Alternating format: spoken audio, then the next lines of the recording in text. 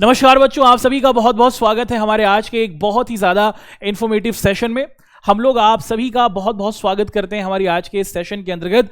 और हमारा ये जो आज का सेशन होने वाला है दोस्तों, एक बहुत ही इंटरेस्टिंग टॉपिक पर, एक बहुत ही इंटरेस्टिंग विषय पर, एक बहुत ही इंटरेस्टिंग मौजू पर होने वाला है दोस्तों।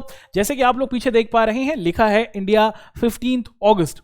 क्या होगा आज की क्लास का डिस्कशन? क्या आप लोगों के लिए कंफ्यूजन है? जी नहीं, आप सभी को पता है कि दोस्तों हमारा ये जो आज का सेशन होने वाला है, इसके अंतर्गत हम लोग भारत की आजादी से संबंधित कुछ बातों को आप सभी के साथ डिस्कस करेंगे।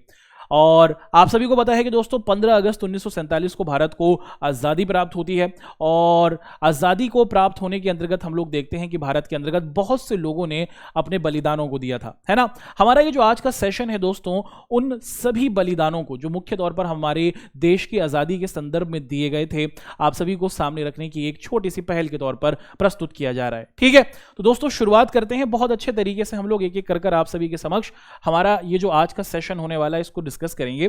आप सभी को पता है दोस्तों कि हमारा जो प्यारा भारत था, उसके अंतर्गत आप लोग देखते हैं कि सन 1600 के अंतर्गत आप देखते हैं कि एक कंपनी भारत में आती है। और इस कंपनी का नाम क्या था दोस्तों? इस कंपनी का नाम था ईस्ट इंडिया कंपनी।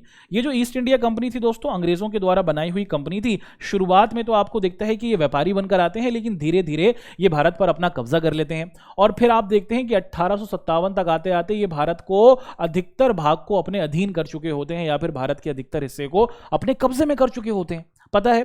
और 1857 में भारत के अंतर्गत आज़ादी की पहली लड़ाई लड़ी जाती है, लेकिन ये लड़ाई पूरे तौर पर असफल हो जाती है, जिसे 1857 का विद्रोह भी कहा जाता है ना। और फिर 1857 के बाद आप देखते हैं कि लगभग बहुत सालों के बाद, यानी कि 1947 में भारत को आज़ादी प्राप्त होती है। अच्छा, जब भी हम लोग भारत के बारे में, भारत की आज़ादी के बारे में आप सभी के साथ डिस्कशन करते हैं दोस्तों, तो मोटे मोटे तौर पर आप सभी के सामने ये महान व्यक्तित्व या फिर ये महान व्यक्ति जरूर आ जाते हैं, है ना।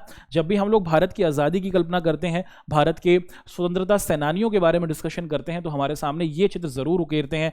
यहां पर हमारे सामने गांधी जी हैं, सरदार पटेल हैं, लाल बहादुर शास्त्री हैं, राजेंद्र प्रसाद हैं, लोकमान्य तिलक जी हैं, पंडित नेहरू हैं, चंद्रशेखर, है ना। आप देखते हैं कि हमारे साथ चंद्रशेखर जी हैं, भगत सिंह जी हैं, और अलग अलग गर्वमान्य व्यक्ति हमारे साथ मौजूद हैं। अब मुख्य तौर पर यह प्रश्न आप सभी के दिमाग में जरूर आ सकता है कि जब भी हम लोग भारत की आज़ादी के बारे में डिस्कशन करते हैं, तो क्या सिर्फ यही लोग थे जिन्होंने भारत की आज़ादी के अंतर्गत योगदान दिया? क्या कोई और व्यक्ति नहीं थे? दोस्तों ऐसा नहीं है। हमारा ये जो आज का सेशन है, ये मुख्य तौर पर उन सभी व्यक्तियों को समर्पित है जो उतना ज़्यादा क्या नहीं पा पाए, ख्याति नहीं पा पाए, उतनी ज़्यादा फेमस लाइमलाइट में नहीं आ पाए। भारत के अंतर्गत बहुत से ऐसे हमारे स्वतंत्रता सेनानी रहे हैं जिन्होंने अपने जानों की आहुति दे दी, अपने देश के ऊपर वो मर मिट गए, अपने देश के ऊपर उन्होंने अपने जीवन को समाप्त कर दिया, लेकिन उनके बारे में हम में से बहुत कम लोगों को जानकारी प्राप्त है। हमारा आज का ये सेशन उन सभी महान व्यक्तित्व लोगों पर पूरे तौर पर समर्पित है। हम उनके बारे में आप सभी के साथ एक एक कर डिस्कशन करेंगे। ये लोग तो महान हैं ही जिनके बारे में हम जानते हैं, लेकिन जिन लोगों के बारे में हम डिस्कशन करने वाले हैं दोस्तों, वो हमारे सामने और भी ज्यादा महान है। ठीक है, चलिए शुरुआत करते हैं। तो सबसे पहले दोस्तों, हमारी आज की कहानी के जो सबसे महत्वपूर्ण व्यक्ति हमें दिख रहे हैं, नाम से आप देख पा रहे हैं दोस्तों, नाम है खुदीराम बोस। ठीक है, और आप देख पा रहे हैं दोस्तों, खुदीराम बोस जी का चित्र हमारे सामने प्रस्तुत है।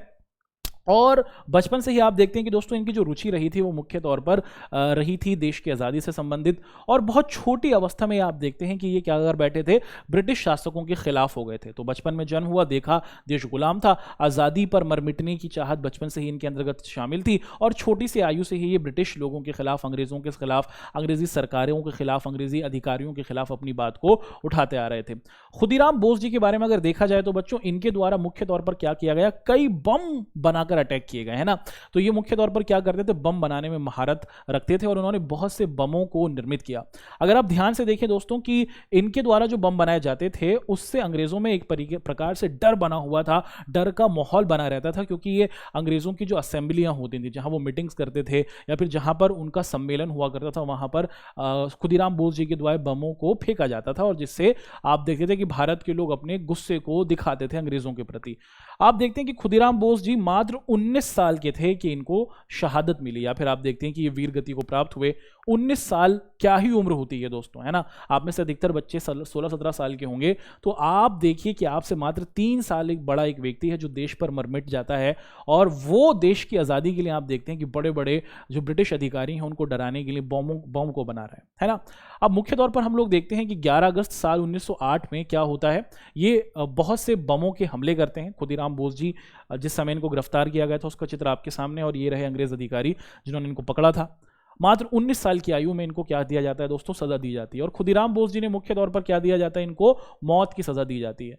तो जिस समय इनको फांसी की सजा दी जाती है, इनकी आयु 18 वर्ष होती है, और जब इनको फांसी मिल रही होती है तो ये 19 वर्ष के आसपास तक पहुंच चुके होते हैं। तो मोटे मोटे तौर पर 19 साल की आयु इनकी लग चुकी होती है। और जब फांसी पर जब इनको पहुंचाया जाता है तो इनके जो आखिरी शब्द थे दोस्तों वो होते हैं वंदे मातरम। कल्पना कीजिए एक 19 साल का बालक जिसके सामने पूरी जिंदगी पड़ी हुई है, वो चाहता तो अपने परिवार के लिए, है ना, अपनी फैमिली के लिए, अपने माता के लिए, अपने पिता के लिए, अपने भाई के लिए, अपनी बहन के लिए अपने जीवन को समर्पित करता, लेकिन इस बालक ने, खुदीराम बोस जी ने, अपने देश के प्रति अपने जीवन को चुना, और हम सबको एक प्रकार से आप देखते हैं कि अपना कर्जदार बना लिया। हम इनके कर्जदार हैं दोस्तों, इन्हीं का बलिदान है कि आज के समय में हम सभी को एक स्वतंत्र भारत में जीवन जीने का मौका मिला है, और हम सभी इनके ऋणी हैं, हम सभी इनके कर्जदार हैं, और इनके कर्ज को कभी भी चुकाया नहीं जा सकता। एक 19 साल का बालक अपने जीवन को खोता है। इतिहास के अंतर्गत हम लोग देखें कि बहुत से नेता लोग रहे हैं जिनके बारे में पढ़ाया जाता है, जिनके बारे में डिस्कशन किया जाता है, लेकिन ये कुछ ऐसे भी लोग हैं जिन्होंने अपने जीवन को खोया, जिन्होंने अपने जीवन को समाप्त किया देश के लिए, आपके और हमारे लिए, लेकिन हम इनके बारे में बहुत कम जानते हैं। अब देखते हैं कि जब इनका आखिरी समय आया दोस्तों, तो आप देखते हैं कि वंदे मातरम इनके आखिरी शब्द थे, और इनके द्वारा बहुत से बॉम्ब अटैक किए गए थे।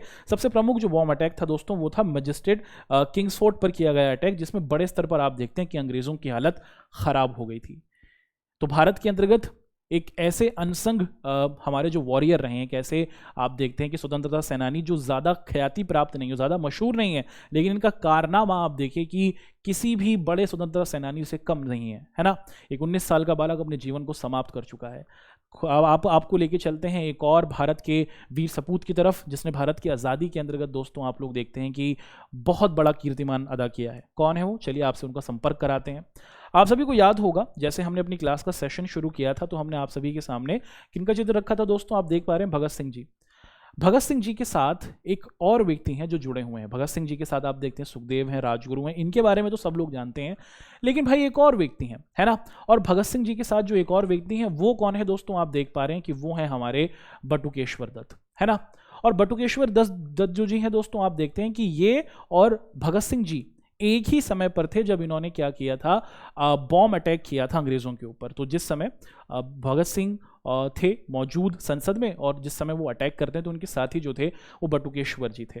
आपके सामने उनका यंग चित्र मौजूद है, और आप देखते हैं कि साल 1900 के आसपास ही वो एक क्रांतिकारी विचारधारा से जुड़ गए थे, और मुख्य तौर पर आप देखते हैं कि ये एक ऐसी विचारधारा को मानते थे और इनका समर्थन करते थे कि भारत के अंतर्गत अगर हमें आज़ादी प्राप्त करनी है ना, तो हम लड़कर अपने देश को आज़ाद प्राप्त कराएंगे। अगर आप लोग देखें दोस्तों, बटुकेश्वर जी मुख्य तौर पर क्या करते हैं, 8 अप्रैल साल 1929 में जो केंद्रीय विधानसभा होती थी, है ना, उसके अंतर्गत भगत सिंह जी के साथ मिलकर बम विस्फोट करते हैं। अच्छा ध्यान से सुनिएगा, ये जो बम विस्फोट था दोस्तों, ये एक ऐसा बम विस्फोट नहीं था जिससे लोगों की जान चली जाती, ये सिर्फ एक स्मोक बॉम्ब था जिससे सिर्फ धुआं पैदा होता, अंग्रेजों को डराने के लिए, क्योंकि अंग्रेज लोग हमारी बातों को सुनते नहीं थे, हमारी बातों की तरफ ध्यान नहीं देते थे, हमारा शोषण करते थे। तो उस बहरी गूंगी अंग्रेजी सरकार को जगाने के लिए आप देखते हैं कि भारत के अंतर्गत बटुकेश्वर दत्त जी ने और भगत सिंह जी के द्वारा स्मोक बॉम्ब, धुएं वाला बॉम्ब फेंका गया था उस केंद्रीय सभा के अंतर्गत। और इन लोगों ने क्या लगाए थे नारे दोस्तों, इनकलाब जिंदाबाद, है ना, इनकलाब जिंदाबाद के नारे लगाए थे। आपको कमेंट करके बताना होगा कि जो इनकलाब जिंदाबाद है इसका अर्थ क्या होता है ना। तो हम यहाँ पर बात कर रहे हैं बटुकेश्वर दत्त जी की। छोटी सी आयु में आप देखते हैं कि भगत सिंह के साथ मौजूद थे, लेकिन आपको भगत सिंह जी के बारे में तो और उनके द्वारा दिए गए समर्पण के बारे में हम लोगों को ज्ञात है, लेकिन बटुकेश्वर दत्त जी के बारे में बहुत कम लोग जानते हैं। अच्छा, फिर देखते हैं दोस्तों क्या हुआ। फिर आप देखते हैं कि मुख्य तौर पर ये जो अटैक किया जाता है दिल्ली विधानसभा के अंतर्गत, उसके बाद आप देखते हैं कि भगत सिंह जी को और जो बटुकेश्वर दत्त जी थे इनको सजा दी जाती है। किस चीज़ की, आजीवन कारावास, है ना, लाइफ इम्प्रीजमेंट, यानी कि जब तक आप जीवित रहेंगे तब तक आप जेल के अंदर ही रहेंगे। और आप देखते हैं कि फिर जब साल 1947 में भारत को आज़ादी प्राप्त होती है तो आज़ादी के बाद आप देखते हैं कि इनको जेल से छुटकारा मिलता है और इनका बहुत सम्मान किया जाता है, क्योंकि भारत की आज़ादी आज़ादी से संबंधित एक बहुत बड़ा आप देखते हैं कि गौरवान्वित कर देने वाला कार्य इनके द्वारा किया गया था। और फिर 1954 में आप देखते हैं कि दोस्तों ये क्या करते हैं, हमारे बीच से चले जाते हैं, इनका देहांत हो जाता है। और बटुकेश्वर दत्त जी के बारे में देखा जाए दोस्तों तो ये भगत सिंह के साथ उन सभी राजनीतिक कैदियों में थे। जब इनको जेल में डाला गया था तो अंग्रेज लोग जो थे ना वो बहुत ज़्यादा अपमान किया करते थे भारतीयों का, और भारतीय सैनिकों को एक प्रकार से आप देखते हैं कि जानवरों से भी ज़्यादा बदतर हालत में रखा जाता था। उनको कोई सुविधा नहीं दी जाती थी, उनको महीनों महीनों तक कपड़े बदलने का मौका नहीं दिया जाता था, खाना बहुत गंदा दिया जाता था। उसी बात को लेकर आप देखते हैं कि भगत सिंह जी और उनके साथी बटुकेश्वर दत्त जी ने क्या किया था, अंग्रेजों के खिलाफ जेल में भी भूख हड़ताल की थी और अपनी मांगों को रखा था। तो ये उस भूख हड़ताल के अंतर्गत भी शामिल थे। एक ऐसे वीर सपूत को हम सभी का सलाम है दोस्तों। तो अब आप सभी को लेके चलते हैं एक और ऐसे कीर्तिमान बनाने वाले व्यक्ति के बारे में, जिनके बारे में जानना आप सभी के लिए, हम सभी के लिए, हमारी आने वाली जनरेशन्स के लिए बहुत ज़्यादा ज़रूरी है। कौन है वो व्यक्ति? तो दोस्तों उस व्यक्ति का नाम है राम प्रसाद बिस्मिल, है ना। देखिए कितना प्यारा नाम है दोस्तों। हम लोग यहाँ पर बात कर रहे हैं राम प्रसाद बिस्मिल के बारे में। ये रहे हमारे राम प्रसाद बिस्मिल जी। और राम प्रसाद बिस्मिल जो है दोस्तों, आप देखते हैं कि ये एक ऐसे क्रांतिकारी थे जो मुख्य तौर पर विश्वास करते थे कि भाई हमें अगर अंग्रेज़ों से आज़ादी लेनी है तो हम अंग्रेज़ों से आज़ादी लड़के लेंगे, है ना। हम अहिंसा के मार्ग पर नहीं, ये लड़कर, है ना, गर्म दल से ज़्यादा संपर्क रखते थे और अंग्रेज़ों से लड़कर आप देखते थे कि ये लड़ाई की बात करते थे। तो जो काकोरी, जो लखनऊ के अंतर्गत एक क्षेत्र पड़ता है, वहाँ पर रेल की डकैती की गई थी। अंग्रेज़ लोग एक ट्रेन के अंदर बहुत सारा पैसा इकट्ठा कर लेकर जा रहे थे। तो उस ट्रेन को लूटा था किसने? आप देखते हैं कि राम प्रसाद बिस्मिल जी ने। और उस ट्रेन से लूटकर जो पैसा प्राप्त हुआ था उससे हथियार खरीदे गए थे, ताकि वो हथियार देश के स्वतंत्रता सेनानियों के द्वारा खरीदे जा सकें और उसके जरिए हम देश को आज़ादी की तरफ ले जा सकें। तो ये काकोरी घटनाक्रम के अंतर्गत भी आप देखते हैं कि शामिल थे। चंद्रशेखर जी भी उसके अंतर्गत शामिल हुआ करते थे, है ना। और राम प्रसाद बिस्मिल दोस्तों एक बहुत ही बहादुर क्रांतिकारी थे। तो इनकी बहादुरी के बारे में कोई शंका बिल्कुल करने की आवश्यकता नहीं है।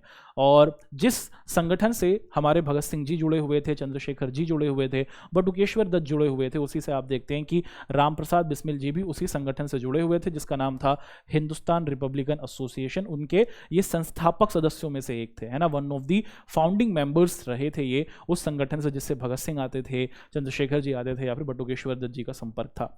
ये आज़ादी के मत वाले तो थे ही दोस्तों, है ना। देश की आज़ादी को लेकर इनके अंदर दीवानगी तो थी ही, आप देखते हैं। लेकिन उसी के साथ साथ आप देखते हैं कि ये पठन के काम में, यानी कि पढ़ाई के काम के अंतर्गत भी बहुत ज़्यादा अपने आप को एक मजबूत व्यक्तित्व वाला व्यक्ति बना चुके थे।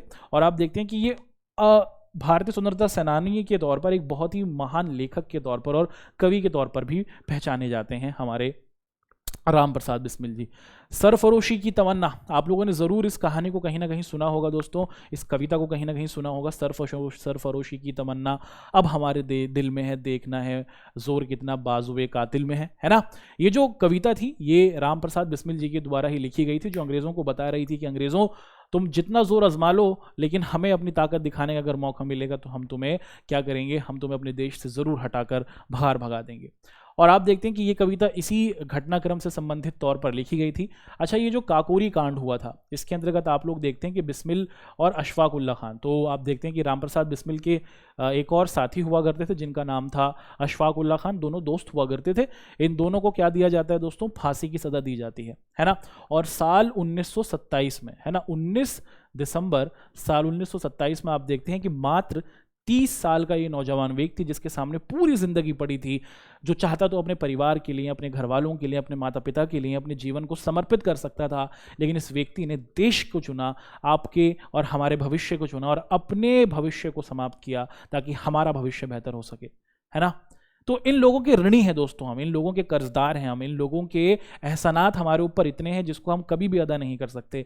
हम अभी खुली हवा में सांस लेते हैं, उसका बहुत बड़ा श्रेय इन लोगों के जीवन को जाता है ना। 30 साल की आयु में आप देखते हैं कि जो इन्होंने काकोरी की घटना करी थी उसके बाद अंग्रेज इन्हें पकड़ लेते हैं और फिर इनको फांसी की सज़ा दी जाती है और मात्र 30 साल की आयु में आप देखते हैं कि इनका जीवन समाप्त हो जाता है। 3 स्वतंत्र सेनानियों के बारे में पढ़ा है अब तक हमने, है ना दोस्तों। और हर एक की कहानी आपको कहीं ना कहीं देश के बारे में, देश से प्रेम करने के बारे में और उनकी मानसिक स्थिति के बारे में बताती है कि 19 साल के, है ना, आप देखते हैं कि छोटे छोटे आयु के बटुकेश्वर दत्त, 30 साल के हमारे राम प्रसाद बिस्मिल जी देश पर मर मिटने के लिए तैयार हैं, अपने जीवन को ख़त्म कर रहे हैं और बिल्कुल भी नहीं डर रहे हैं, है ना, क्योंकि उनको अपने देश को एक महान देश के तौर पर देखने की कल्पना है और इसको आगे बढ़ाने की जिम्मेदारी आप पर और हमारे ऊपर है दोस्तों। एक और क्रांतिकारी से आपका परिचय कराते हैं दोस्तों। इनका नाम क्या है दोस्तों? इनका नाम है अवध बिहारी, है ना। तो आपके सामने इनका चित्र मौजूद है और ये एक बहुत ही बड़े स्वतंत्रता सेनानी रहे, है ना। और आप देखते हैं कि इतिहास के पन्नों में हाँ कहीं ना कहीं इनके बारे में ज़्यादा जानकारी नहीं है, लेकिन जो कीर्तिमान इनके द्वारा किए गए हैं वो किसी बड़े स्वतंत्रता सेनानी से बिल्कुल भी कम नहीं है। हम देखते हैं कि मुख्य तौर पर अंग्रेजों के खिलाफ जितनी भी क्रांतिकारी गतिविधियां हुई थी उसके अंतर्गत हमारे अवध बिहारी जी का बहुत बड़ा योगदान रहा था। अब जितनी भी अंग्रेजी हुकूमत थी, अंग्रेज जो थे वो मुख्य तौर पर क्या करते थे, अवध के आसपास के क्षेत्र में, अवध यूपी के अंतर्गत पड़ता है दोस्तों, अवध यूपी के अंतर्गत पड़ता है। तो यूपी में उसी के साथ आप देखते हैं कि उत्तर प्रदेश का जो क्षेत्र था, पंजाब का जो क्षेत्र था, तो अंग्रेजों के खिलाफ पंजाब में, बिहार का जो क्षेत्र रहा था, यूपी का जो क्षेत्र रहा था, वहां पर उस मोर्चे को संभालने की जिम्मेदारी हमारे अवध बिहारी जी के द्वारा ली गई थी। और इन्होंने लोगों को क्या किया था दोस्तों, एक प्रकार से अपने आंदोलन के अंतर्गत जोड़ा था। अवध बिहारी जी ने ही क्या किया था दोस्तों, ब्रिटिश अधिकारी लॉर्ड हार्डिंग, अभी लॉर्ड हार्डिंग क्या है देखिए, अंग्रेजों का जो सबसे बड़ा अधिकारी होता था उसे वॉइस रॉय कहा जाता था। साल 1911 के आसपास आप देखते हैं कि जो सबसे बड़ा अंग्रेज अधिकारी था ना भैया, उसका नाम था लॉर्ड हार्डिंग। तो ये उस पर अटैक करते हैं, है ना, जो सबसे बड़ा अधिकारी है ना, उसी को आप देखते हैं कि चेताने की कोशिश ये करते हैं, चेतावनी देते हैं और उसी पर अटैक किया जाता है ना। उस पर आप देखते हैं कि मुख्य तौर पर बम फेंकने की योजना इनके द्वारा बनाई जाती है और अटैक भी उस पर कर दिया जाता है। और फिर आप देखते हैं कि जब ये घटनाक्रम हो जाता है तो उसके बाद साल 1914 में अवध बिहारी जी को क्या किया जाता है, आप देखते हैं कि पकड़ा जाता है लॉर्ड हार्डिंग पर बम फेंकने के इल्जाम में, और उसके बाद फिर इनको मौत की सज़ा सुना दी जाती है। और फिर साल 1915 में 1 मई के दिन आप देखते हैं कि इस महान, ये जो आत्मा थी, ये जो महान शरीर था, वो हमारे बीच नहीं रहता और अंबाला सेंट्रल जेल के अंदर आप देखते हैं कि इनको फांसी पे लटका दिया जाता है। और ये जो महान शख्सियत थी दोस्तों हमारे सामने नहीं रहती। 4 व्यक्तित्व के बारे में अब तक हम लोग आप सभी के सामने डिस्कशन कर चुके हैं और अब बढ़ेंगे आप सभी के सामने एक ऐसे व्यक्तित्व के बारे में जानने के लिए जिनके बारे में जानकर कहीं ना कहीं आप बहुत ज़्यादा इमोशनल हो जाएंगे, क्योंकि ये व्यक्ति भारत के अंतर्गत एक बहुत बड़ा कीर्तिमान करता है। अंग्रेज़ों ने हमेशा से ये सोचा था कि भारत के लोग डरपोक हैं। अंग्रेज़ों ने हमेशा से ये कहा था कि भारत के लोग सिर्फ अहिंसात्मक चीज़ों पर चलते हैं, आंदोलन कर सकते हैं, लेकिन रिटेलिएट नहीं कर सकते हैं, हमें जवाब नहीं दे सकते हैं। और उनको जवाब देने वाले व्यक्ति से आपका परिचय कराते हैं दोस्तों। आपके सामने उनका चित्र रख दिया गया है। आज के समय में लोग जान रहे हैं इनको, लेकिन बड़े स्तर पर आप देखते हैं कि इस स्वतंत्रता सेनानी के बारे में अभी भी बहुत से लोगों को कम ही जानकारी है। हम बात कर रहे हैं सरदार पटेल के बारे में, नहीं, हम बात किसके बारे में कर रहे हैं दोस्तों, सरदार उधम सिंह जी के बारे में, है ना। सरदार उधम सिंह जी, आप देखते हैं दोस्तों कि अंग्रेज़ों ने क्या किया था, साल 1919 में ना भारत के अंतर्गत एक कानून बनाया था, और जिस कानून को क्या कहा जाता था दोस्तों, जिस कानून को कहा जाता था रोलेक्ट एक्ट। अब ये रोलेक्ट एक्ट क्या था कि मुख्य तौर पर कोई भी भारतीय है, अंग्रेज उस भारतीय को बिना किसी गलती के 2 साल तक जेल में डालने की बात कर रहे थे। और ये जो कानून जब भारत के अंदर लागू हो गया तो भारत के अंतर्गत हर जगह पर इस कानून का विरोध हुआ, और अमृतसर शहर में भी आप लोग देखते हैं कि इस कानून का विरोध हो रहा था। और अमृतसर के अंदर आप लोग देखते हैं कि एक बाग हुआ करता था, जो आप देखते हैं कि 3 तरफ से दीवारें थीं, एक तरफ से आने जाने का रास्ता था, और ये जो बाग था दोस्तों, इस बाग का नाम था जलियांवाला बाग। इसी जलियांवाला बाग के अंदर आप लोग देखते हैं कि दोस्तों हमारे जो भारत के वीर सपूत थे वो जुड़े हुए थे और इस गलत कानून के बनने का विरोध कर रहे थे। और इसी जलियांवाला बाग हत्याकांड से, जलियांवाला बाग में जो लोग जुड़े हुए थे, शांतिप्रिय तरीके से विरोध कर रहे थे, आप देखते हैं कि एक अंग्रेज जर्नल आता है ना, और वो जनरल आता है और इस निहत्ती भीड़ पर गोलियां चलवा देता है, जिसमें हजारों लोगों की जान चली जाती है ना। आप देखते हैं कि उधम सिंह जो है उनकी कहानी जलियांवाला बाग हत्याकांड से जुड़ी हुई है। आप देखते हैं कि जलियांवाला बाग हत्याकांड जो होता है तो एक जनरल क्या होता है दोस्तों, सेना का जो अधिकारी था, जिसका नाम क्या था दोस्तों, जिसका नाम था जनरल डायर। क्या नाम था दोस्तों, जनरल डायर। ये जनरल डायर जो था दोस्तों अपनी सेना के साथ आता है और इस जलियांवाला बाग के अंदर लोगों पर गोलियां चलवा देता है, जिसमें बहुत सारे लोग मारे जाते हैं। और शहीद उधम सिंह जो थे वो इस घटनाक्रम में, जब ये घटना घटती है तो उसी ग्राउंड में मौजूद थे, उसी जलियांवाला बाग में मौजूद थे। ये अपने सामने भारत की महिलाओं को, भारत के बच्चों को, भारत के बुजुर्गों को, है ना, आप देखते हैं कि भारत के जवानों को मरते हुए देखते हैं। वो दृश्य इनकी आंखों के सामने रह जाता है और उस दृश्य को देखने के बाद दोस्तों इनके अंदर एक प्रकार से एक ज्वाला बस जाती है और ये शपथ लेते हैं कि भाई ये जो नरसंहार हुआ है, अंग्रेजों ने इन मासूमों को मारा है, इसका तो बदला हमें लेना होगा। और जलियांवाला बाग हत्याकांड का बदला लेने के लिए आप देखते हैं कि 21 साल लग जाते हैं। कितने साल लगते हैं दोस्तों, साल 1919 में हुआ है 13 अप्रैल में, और आप देखते हैं कि साल 1940 में जाकर इसका बदला लिया जाता है। किसके द्वारा दोस्तों, सरदार उधम सिंह जी के द्वारा। कैसे बदला लिया जाता है, तो जो अधिकारी था जिसने गोली चलाई थी, जिसका नाम था जनरल डायर, ये तो मर जाता है साल 1927 में। इस जनरल डायर का भी आप लोग देखते हैं कि दोस्तों एक बॉस हुआ करता था, जो पूरा पंजाब था, जो पंजाब था, उस पूरे पंजाब का आप देखते हैं कि अधिकारी हुआ करता था, जिसे कहा जाता था गवर्नर जनरल। तो पूरा को पूरा जो हमारा पंजाब था उसका गवर्नर जनरल हुआ करता था, और उसका नाम क्या था दोस्तों? उसका नाम था, आप देखते हैं, माइकल ओ डायर। क्या नाम था दोस्तों? Michael O Dyer. तो डायर डायर से कंफ्यूज मत हो जाइएगा।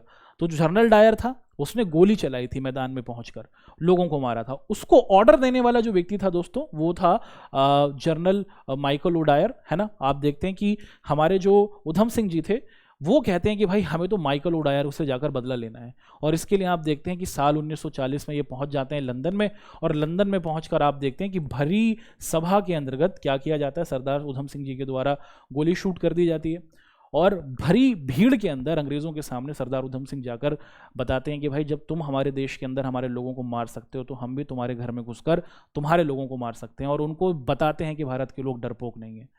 उस समय के हिसाब से दोस्तों एक बहुत बड़ा कीर्तिमान था। साल 1919 में घटना हुई है। 21 साल तक ये आदमी अपना प्लान बनाते हैं, अलग अलग तरीके से तरकीबें लगाते हैं, अंग्रेज़ों से बच बचाकर लंदन पहुंचते हैं, और उस जघन्य घटनाक्रम जो अंग्रेज़ों के द्वारा की गई थी, जिसने उस पूरे षड्यंत्र को अंजाम दिया था, उस व्यक्ति को मारकर बदला लेते हैं। फिर क्या होता है सरदार उधम सिंह जी के साथ? सरदार उधम सिंह जी को पकड़ा जाता है, और उसके बाद आप लोग देखते हैं कि इनको क्या करा जाता है दोस्तों? इनको कोर्ट में रखा लिया जाता है। और आप देखिए कि ये व्यक्ति जो अब पकड़ा जा चुका है वो कोर्ट के अंदर क्या कहता है दोस्तों? आप देखते हैं सरदार उधम सिंह जी कहते हैं कि भैया जी मेरा जो नाम है ना वो है राम मोहम्मद सिंह आज़ाद। ये भारत के अंतर्गत भारत के जो अलग अलग धर्मों के लोग हैं उनको जोड़ने की बात वहाँ पर कर रहे हैं। वो कह रहे हैं कि मेरा जो नाम है वो है राम मोहम्मद सिंह आज़ाद। यहाँ पे हिंदू भाई, मुस्लिम भाई, सिख भाई, सभी को जोड़ने वाले व्यक्ति एक नाम के तौर पर ये बताते हैं कि मुझे इस नाम से पहचाना जाए। और इसके बाद फिर आप देखते हैं कि इन पे केस चलता है, और फिर मई महीने के अंदर साल 1940 में इनको बताया जाता है कि इन्होंने जनरल डायर की हत्या की है ना।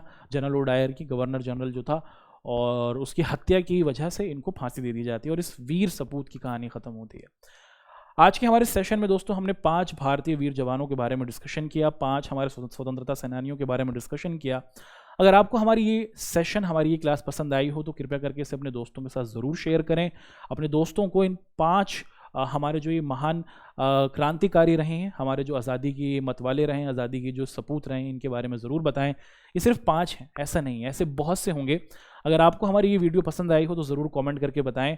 अगर आप चाहेंगे तो आने वाले सेशंस में हम लोग और भी ऐसे जो हमारे क्रांतिकारी रहे हैं, जिन्होंने देश की आज़ादी में बढ़ चढ़कर हिस्सा लिया है, लेकिन इतिहास के पन्नों में कहीं उन्हें उतनी ज़्यादा जगह नहीं मिली है, उतनी ज़्यादा रिकग्निशन नहीं मिली है, उनको हम लोग आपके सामने ज़रूर रखेंगे। और इसी उम्मीद के साथ कि जैसे इस पहाड़ के ऊपर हमारा तिरंगा झंडा लहरा रहा है, ऐसे ही आप और हम सभी मिलकर अपने देश को आगे मजबूत बढ़ाएंगे, और देश को एक मजबूत देश बनाने में बहुत बड़ा योगदान देंगे। और जिन लोगों ने अपने जीवन को समाप्त किया है, उन लोगों के जीवन को एक प्रकार से पूरा सफल बनाएंगे। धन्यवाद।